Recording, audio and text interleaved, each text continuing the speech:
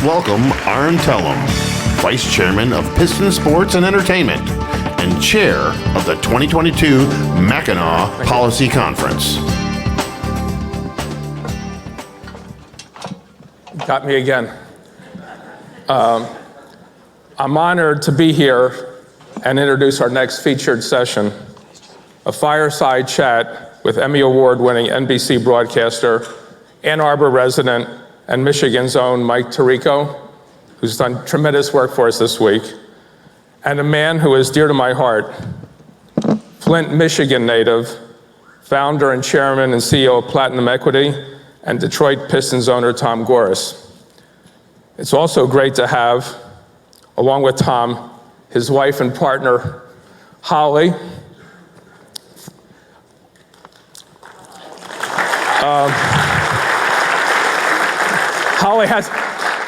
They have an incredible marriage and partnership. Holly has a very strong voice in everything that goes on in Michigan.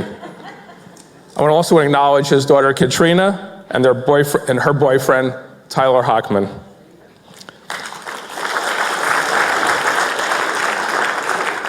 I'm confident in telling you that there is no one like Tom Gores, and it starts with his big heart. No one has a bigger heart than Tom. Working with Tom and executing his vision over the last 7 years has been a real honor. Every day, I get to witness how much he cares about improving the lives of others, of leaving this world in a better place than he found it, and always striving, in his words, to be impactful. He's an inclusive and collaborative leader, seeking out everyone's voice in the organization, including players, coaches, basketball, and business personnel. In our 7 years working together, we have moved the franchise forward on many fronts, and with every decision and initiative, we've challenged ourselves to make a difference. I'm proud of the work we've accomplished, and I'm even more excited about our future together. Let's have a look at the video.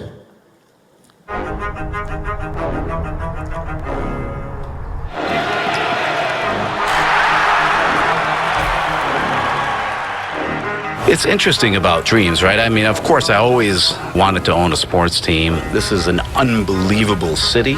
It's an unbelievable organization. I will be impactful.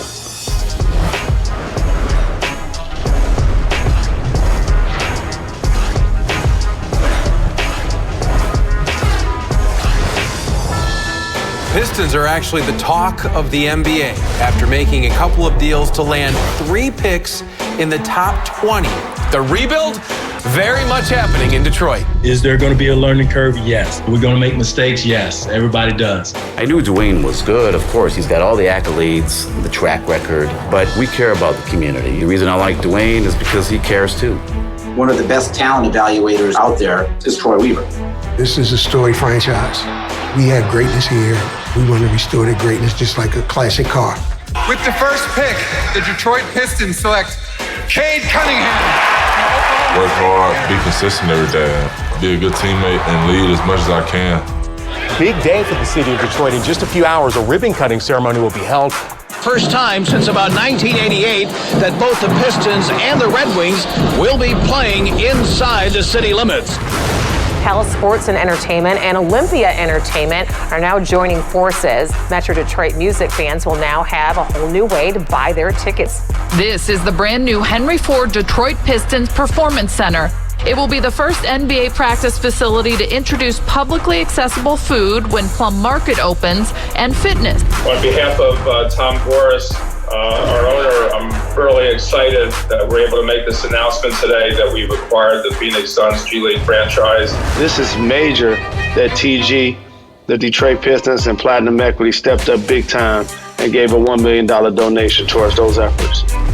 If it wasn't for him donating to us, we wouldn't be able to donate to those other organizations. I said in the early days that I wanted to be impactful. I wanted us to be impactful. That donation will specifically benefit the Save Detroit Play Center by creating an entrepreneurial program for the city's youth. We can have a lot of fun with this.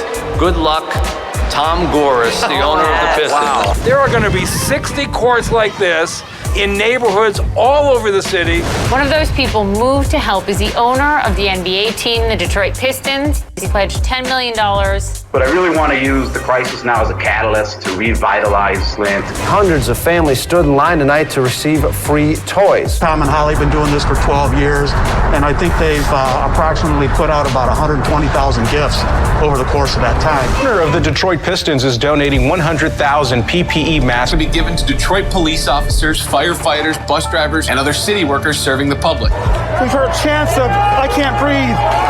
Hands up, don't shoot." In Detroit, a 9th night of protests underway with a plan to try to keep things peaceful again.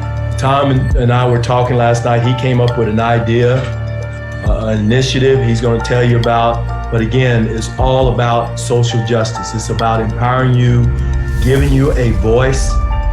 I wouldn't have, imagined getting an opportunity, especially this young, just to include us into, social justice and, giving back to the community. The fact that Mr. Gores is allowing us to have a power and a voice means a lot to us.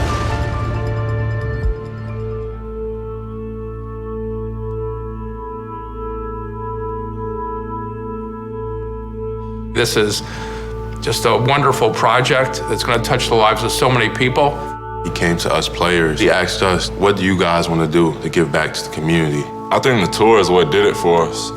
Being able to go into a community center in Detroit and see different services that it brings to the community. I feel like a community center helped shape who I am, provided a safe space for me, so it'll provide a safe space for kids. The great thing about Tom, his heart's in the right place. Sure, we wanted to improve the team, that's at the heart of it, but equal to that was his passion and desire to make a real difference in Detroit. And he's backed that up in spades.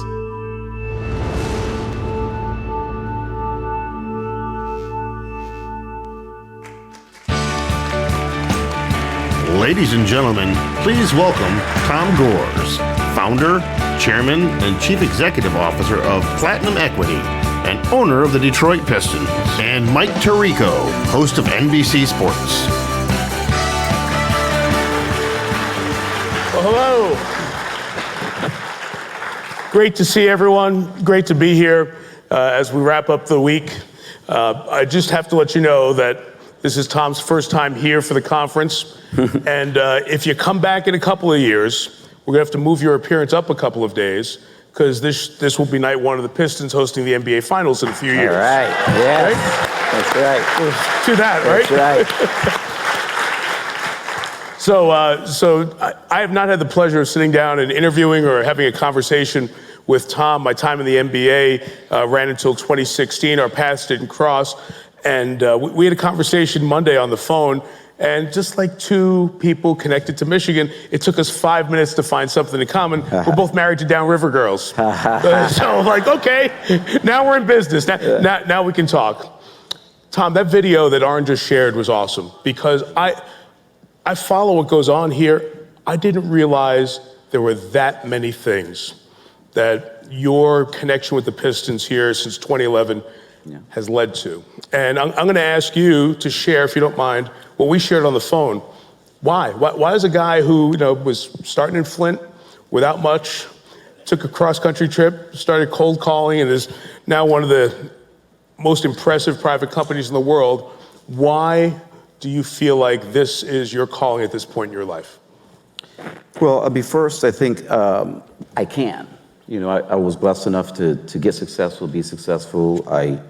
I grew up in Michigan. Michigan did a lot for me. I was born in Nazareth, Israel. I came over when I was 4 and a half. Mm-hmm. Went to kindergarten. I really barely spoke English. And Flint and Detroit, the whole thing took care of me. I feel obligated. It's really not a matter of want to. It's just a responsibility. And at the same time, what an incredible platform to make change. The thing that excited me as a kid, Mike, was if I ever had a chance to help people. That was a big deal. And the minute I made any money, I went and bought my mom a watch. And, it just feels good. But it's my responsibility. There's a lot to do. And you've done it in the community. And I'm curious, as we're sitting backstage and you see all those moments of when marches were happening, post George Floyd, go back to your words 11 years ago about the connectivity.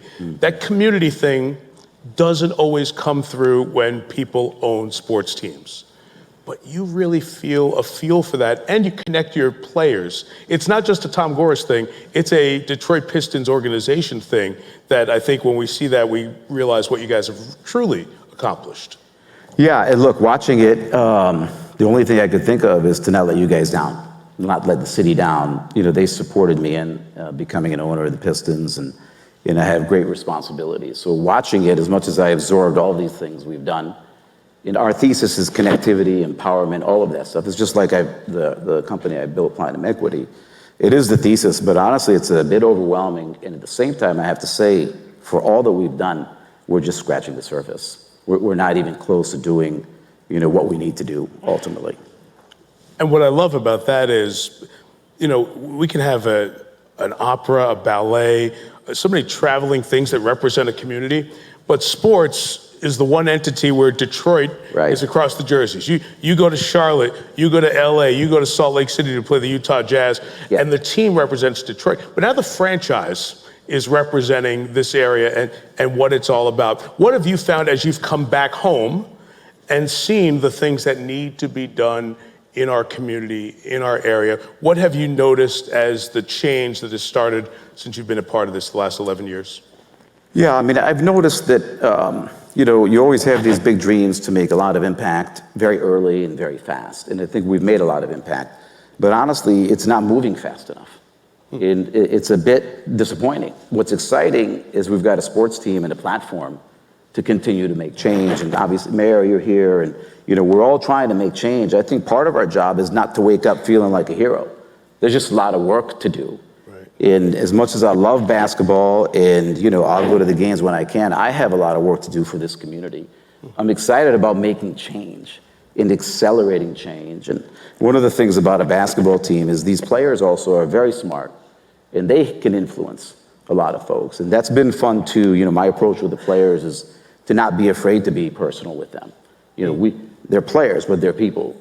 And that's where it has to start. And I think just the culture that we have right now with Dwayne and Troy as leaders is excellent. And Arn knows I'm here, right, Arn?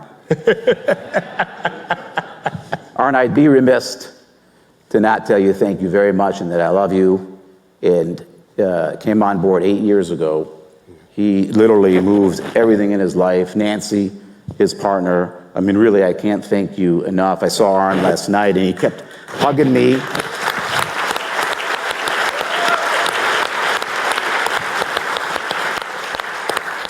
He knows more people than I do in Michigan. And he was like all of this with me last night just to make sure I was here. And so Arn, I'm here. And as an agent, Arn, where is Arn? He's back doing a deal somewhere, probably. He's lining up the next guest. He's a real change agent. And Arn's goal, coming from being one of the most famous agents, was to make a difference. Yeah. And Arn, wherever you are, you've made a difference. Nancy, you too. No doubt. Yeah, there you are. No doubt. There he is. I sent somebody a picture of our Tuesday evening visit with Lee Trevino, Isaiah Thomas, Tom Izzo, Alana Myers-Taylor, the 5-time Olympic medalist, and Mia Hamm. And somebody said, how did all those people get to Mackinac Island? I said, Arn, tell them. That's the answer. That's funny. I want to get to the topic of the conference a little bit and how this connects to you and the Pistons and Platinum and your family foundation as well. The topic's the business community's changing role in polarizing times, right? That's just such a hot button. We want to know, how can we get everybody to hold hands and kumbaya and get along? So you've described why you want to make an impact and the personal connection with Michigan. Let's talk about how we do that, because it's not easy. Like you said, there are a lot of nice words said here, but the actions are the hard part. How, in your view, does that happen? Well, you have to establish, in my view, common ground with everyone. And that means we have to listen to each other. In as much as I think we've got a lot of division, I think we also have as much misunderstanding as we do division. And I've found that great people can misunderstand each other.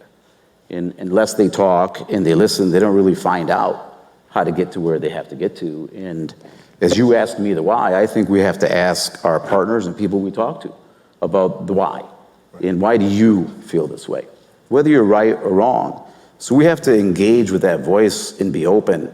Otherwise, we're fraught with misunderstanding. And to me, that's an important part of the culture. I run my company that way. I run my family that way. I mean, I don't know if you guys want to take this advice, but my thing, and I have 3 kids, was I didn't like the answer no that Holly and I would give to the kids, or the answer yes. It was why. And the beauty is why is it's a process, and everybody has a voice. Right. Your answer doesn't have to be yes, and a lot of times for the kids, it wasn't. It ended up a no. But they had a voice. They had an opportunity to express themselves, and everything seemed a little better, even if the answer was no. And many times, they came to the answer by themselves. Right. And a small percentage of the time, they were successful in getting a yes. So you empowered them to answer the question. Yes. Yep. Interesting. And you find that you can, did that work, by the way? Damn, why didn't you guys tell me that 20 years ago when we were raising kids? It would have been a lot easier for me. But do you find that works when it's not family, when it's not your kids, when it's organizations that may not see the world the same way you see them? Absolutely. I think it's the only way. And look, sometimes you have to give the order and you have to give the mission and the strategy. Mm-hmm. But to miss a voice in the conversation is not going to make anyone feel good. Right. And you check a big box when you get the voice in. And then if the marching orders are XYZ, they're marching orders. And that's how we run our company. It's very collaborative. But you have to start with the why. And if you don't, you're just giving orders. And you're not really creating a lot of momentum and buy-in, whether it's your life, whether it's a basketball team, whether it's a community. We talk about a word a lot in sports, and that's culture. We're going to hire this coach, and he's going to bring that culture. This GM is going to bring a culture that changes this organization. It sounds really good, but it's really hard to define. Yeah. So before I ask you about culture with sports, I want to ask you about culture with Platinum, because what is it? It's about 50 companies or so? Yep. Mm-hmm. And it's such a wide variance of different businesses that Platinum touches, right? Yep. Everything from the games and bingo cards that you use at a charitable fundraiser, to Ingersoll Rand, to golf carts, to a whole bunch of different things. How do you get one culture, or at least the seed for culture, to spread out over something as wide as Platinum is and help set a culture? Because that's what we're trying to do here this week, is get this culture to be part of everyone on both sides of the aisle in our state. Yeah, I think, first of all, culture a lot of times is confused for a feeling. Culture is more than a feeling. It's the way you act. It's how you function every day, your processes, how you communicate with each other, the why, and so on. And although I have all kinds of different people at Platinum, they're like-minded in a certain way. Mm-hmm. So I don't like rude people. I don't think you get that much rude. It's not I love strong people. But if you're rude, there's really no room for it. You're using the rude weapon for nothing, and especially if you have power. So there's certain things within Platinum I've never allowed. And if you're a rude person, you come in and you just yell at the person at the desk for no reason, that's not going to work in Platinum. I can tell you, Aaron, I haven't yelled at you yet, but that first of all is not a quality place to live, even if you got some results. The journey matters, and how people feel matters. And that strikes me as this inflection point with the basketball team, because what do we judge sports on? Wins and losses. Did you win? Did you make the playoffs? All that. But how you get there sometimes really matters. You can get there with a bad culture, with the wrong guys. Right. And you may be a comet and fly high, but then we won't hear from you for quite some time. Yep. So how has that culture building gone with Arn, mentioned Dwayne Casey, Troy Weaver, who, if you don't know, is one of the most exceptional people in addition to being a rock star in terms of talent evaluation in the NBA. How is that culture building going for you as you look back and assess it right now? Well, we have great leaders. Dwayne and Troy are both, good leaders, and they know exactly what they're doing, but they're also both very respectful, and they communicate well. And I think having respect is the beginning. Even with our players, we know they can move around, and so on. There's trades, it's just part of the business. Right.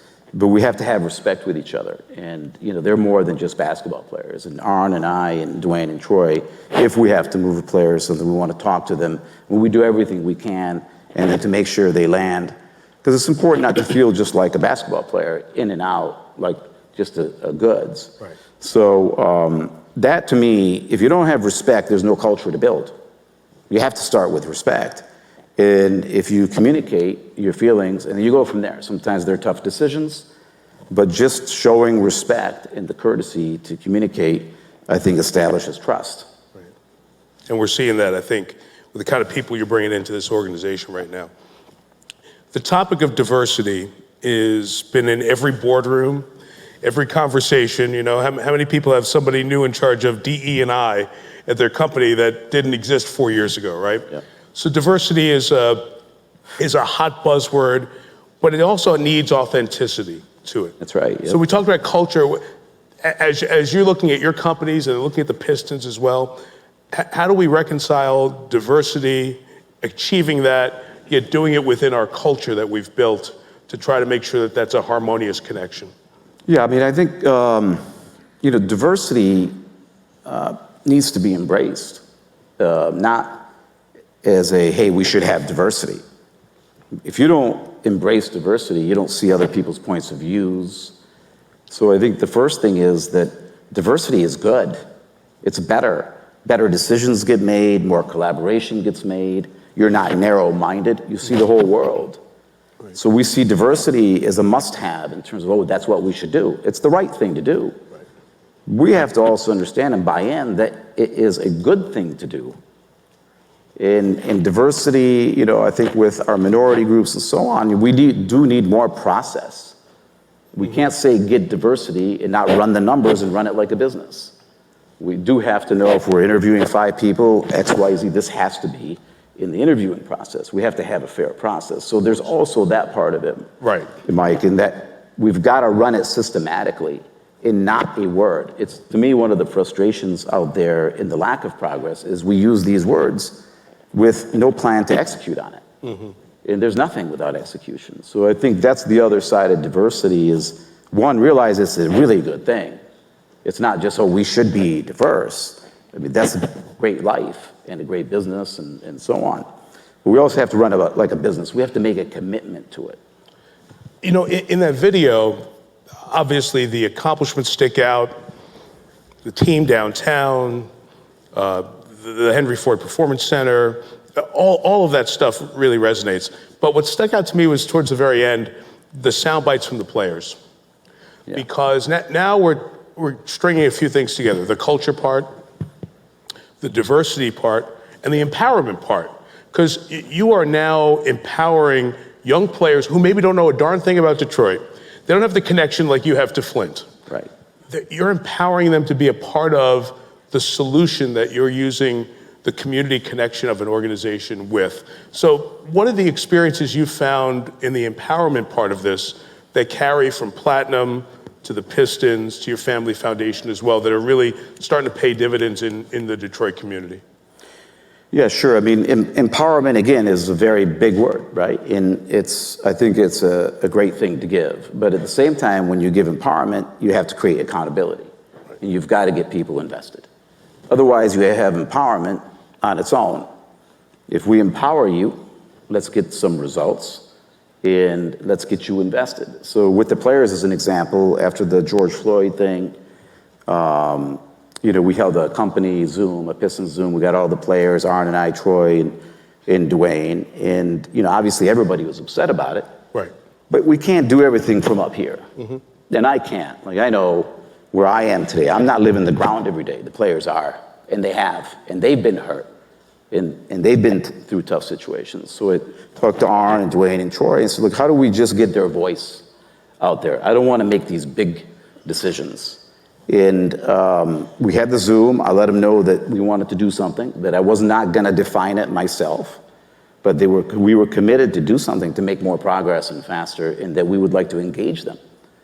And it took pretty much the season. They're busy and everything. Sure. But they went, they visited the site that we now have, and they dug in. and they're fully invested, and now it's theirs. It's not mine. I don't care about my name there. I care about momentum. And now we have our players who visit there, the community center. I mean, you were going to say it, but and so on. So that, to me, is more important than just the money. We've created momentum, and it does tie together in the way we do everything, whether it's Arn in the business side of the Pistons or Platinum. We've got to get people invested. The momentum, I can only get it so far. Right. Hold off on that community center for a second, because I want to explore that for a minute. I want you to come back to the players, because here are the guys you draft, here are the guys you bring into Detroit, and they are the faces of something you own, and an entity that the community runs behind and feels like they can support. What have you noticed from the 19, 20, 21, 22-year-olds who are coming into the NBA? They're learning about what life is going to be like with a significant forward-facing role, yet you're sitting there empowering them to be part of that change. What are you hearing back and seeing back when your players are doing these things? Well, I'm seeing that these young folks are really smart. And maybe it's, the internet stage, and they know a lot, and a lot more than we give them credit for. And we're talking some of the guys who are only 1 or 2 years of college, right, yet have been exposed to a lot from age 12 and 13 in these AAU circuits. And they've got a lot to say. And I always see the players as raw in terms of they'd love to say what they want to say, right, but they don't have a venue to do it sometimes. And as an owner, I think I should provide a different venue, a comfortable one, not one, I obviously grew up in Flint, so I begin to relate a little bit, but even so, just recognize them as people, and not just great basketball players and what they could do for you. More, what do you want to accomplish in life, and so on. They really have a lot to say. I find young people amazing compared to like when I was their age. I had no idea, and they're just, much more informed on everything. And I think creating that conversation, I think sometimes the players are surprised that I want to. Yeah. And of course I do. But I've noticed they really have a lot to say and intelligent things to say. I want to go back to you for just a minute, because I really found this fascinating in our conversation. You really had a vision, and you didn't know what it was necessarily, because when you left to head out to the West Coast, it wasn't with a destination in mind. You didn't know what was out there. It wasn't, I'm going to set out to build Platinum Equity into one of the top private companies in the country, if not the world. Can you just go back to the story of, we're going to get in the car, we're going to go, and how Tom Gores helped make all of this that we're talking about today a reality? Sure. Well, let's see. 22 at the time, and I was in the software business, and just trying to build a software business. My dad had just passed away, and my dad's the architect of our family. My mom is the builder of our family. They really work together well, and my dad had passed away, and he has always told me, look, like, Tommy, like, I didn't bring you here now to stop. You have to keep going. Right. And it was both really sad for me, but also inspirational in that, that was his vision. I think that's why vision is so important. And about 9 months later, I finally was in the car and put a little music on, and it really just got me inspired to not disappoint him. And so I needed to move to the West Coast to, help build this software company. I had met Holly probably 6 months, I think 6 months after my dad died and everything. Michigan State Spartans both, right? Yeah, didn't meet there. She avoided me, I guess, but yeah. Like, honestly, it's like a Pavlovian experiment. Say Michigan State, somebody yells go green, somebody else go white. Yeah. It's great, good. I'm glad you got that out of you, that's fine. You can do that to the governor when she comes up in a few minutes as well, so go ahead. So long story. So we're on the road. Long story short, so, Holly, you're involved in this ride. And I said, look, I got to get out because that's where my opportunity is. I have to go west, part of this software company. I asked Holly if she wanted to go. We didn't know each other that well. She said yes, surprisingly. And we drove out and, got settled there, eventually moved my mom there and stuff, and then started Platinum in 1995. With nothing, by the way. I always tell my kids, in this world, and if there's any kids out here, everybody's successful so young and everything. I was broke at 30. So just so you know, I mean, that's, but I had great experiences, work experiences between 15 and 30 that built who I am. So you had something to fall back on in your soul. And I had a lot of intelligence and experience and all that stuff. And I think that's important too, Mike, in terms of I think it's important for kids to be able to fall back on something. I get the sink or swim thing. I'm not a believer in it. I think you should go fly and you have home there for you. Because home is your haven, and it doesn't make you weak to have a home. And, my parents did it to me even though they had nothing. I always had a home to go back to, and I just think that's a really important thing. And I've seen parents do it different ways. I just think there's nothing more valuable than having a comfortable home. And so, so Platinum, and then, here we are. What a great story. It's an amazing story. You think about the journey here, and now here you are with such a connection to the city, to the state where you grew up in, and continuing to build on that. And for those who didn't see it yesterday, maybe you spent too much time at a cocktail party. Not that anybody in this room did that yesterday, but Tom, Pistons, a great announcement yesterday about a community center, $20 million project. And we saw some of the pictures a moment ago.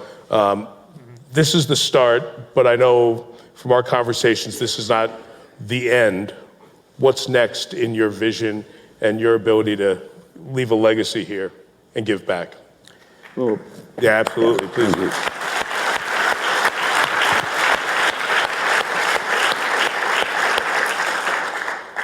Well, hopefully it's the first of many in just learning about this community center. And as I said, our players really drove, why it made sense, what it could do for families and stuff. And when you say the players drove it, like they know, because a lot of them grew up. They did. Playing hoops in community centers like this around the country, and they see that a place to play can change your life. Absolutely. Yeah. And this is being built and done in a way that it's not just going to be a place to play. It's going to be a place to, move life forward. There'll be a lawyer if they're buying a house. There'll be a laundromat. The thing that we have a hard time with, again, I go back to, what we have to do a better job at is there is no tomorrow if we don't handle today. Right. If you don't know how to buy the house or just get the simple things done in your life, there is no tomorrow. So we constantly talk about the future, and we have to express and show to kids and the unfortunate kids especially, is that the future is close. And the only way they're going to feel that the future is close is that tomorrow is okay. That it's going to be tomorrow, not 5 years from now. That tomorrow is just a little bit better. So I'm pretty excited in that it's a community center. Kids will go there. They'll have a good time. It'll be a stable place to be. There'll be tutors. There'll be laundromats. The things that everyday life has to happen. Like tomorrow, we have life. There's groceries. There's the basic things. So I'm pretty excited about that. That's awesome. Congratulations on that. It's really great. I love the quote, there are no limits to what you can achieve. So as you're driving the lane, if you get knocked down, you get fouled, you go to the free throw line, just a reminder. That's right. Get back up and do it again, right? Absolutely. I love it. The ambition, the investment, all of that is really impressive. It's more than I know, which really speaks to a lot of what you guys do. You're not seeking the credit for it. You're out there getting the job done. And that's why I appreciate you coming out here to do this today in this conversation. So with all this, let's wrap up with this. You see these things, you have family here, you're back in Michigan. What are you, as an individual, most proud of with all the things that have been a part of the last 30 years in your incredible journey? I'm proud of creating that culture. Leaders like Arn and Dwayne and Troy and everybody underneath of them in this culture of collaboration and so on. And of course, I'm proud of the things we did with Say Detroit. We empowered the kids. But I think there is a rhythm to our culture. And at the same time, we really just haven't begun. I mean, I think we have done a lot, but I've never been a person to look back that far. I look a little bit and appreciate it, and then I'm just looking forward. Mm-hmm. So, now I'm really thinking about the future, Mike. one of the things that concerns me about the future, and it's been on my mind actually quite a bit for a while, is that I feel like in our world, especially in our social progress, is that we are controlled by crisis. Right. And while we're controlled by crisis, we don't pursue opportunity.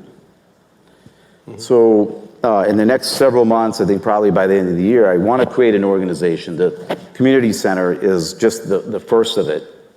I'll personally put $100 million in myself. This is an announcement. Whoa.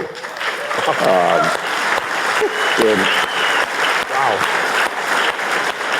So, and the thing is, the money by itself will not solve it. We have to have an organization set up, just like my Platinum Equity does, that is able to handle crisis, but the cost of crisis can't be the cost of opportunity. And I think that's why we're not making enough progress. We have to handle, these crises are not going to go away. Right. So I'm going to set up an organization. I have a name. I'm not allowed to disclose it. I guess we got to get it trademarked or something. But I really want to have an organization like Platinum that both handles problems. I can assure you one thing. We're going to have more problems. Right. Yeah. That's 100%. Mm-hmm. The question is, can we do this in a way that we don't sacrifice opportunity and we get distracted? Because we all go, and everybody's well-minded to try to help out. And we all swarm to the problem. Absolutely. But then what are we doing about creating inspiration and opportunity for kids to go forward? That is the future. So I'm excited about setting up an organization that can do both. And these will be two different leaders. It'll be two different divisions, just like I would set up a company. It'll be set up in a way that's business, but it has different goals. It's charitable. But it'll execute in a way that we can actually make progress. One thing ends up canceling the other out. And I really think, it'll be one of its kind. I do think that's a dilemma for us in that we get distracted, again, all well-minded people, by the problem. Yeah. But if the problem takes away the opportunity, what do we really accomplish? Right. It slows down our growth towards that. Right. Man, that's awesome. Count me in. I'm sure count a bunch of people in this room in. Absolutely. To be a part of something like that. Yeah, because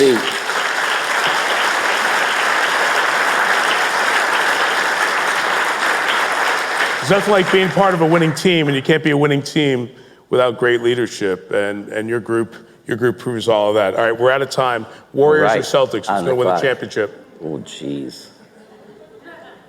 Celtics. Celtics, all right. Yep. Good. Eastern Conference guy? Yeah. That's good, because then next year, when you play them in the playoffs, you can take out the NBA champs. There you go. We're ready. Yeah. Thank you very much. Thank you so much. Yeah, ladies and gentlemen, Tom Gores. Thank you. Thank you. Thank you. Yeah.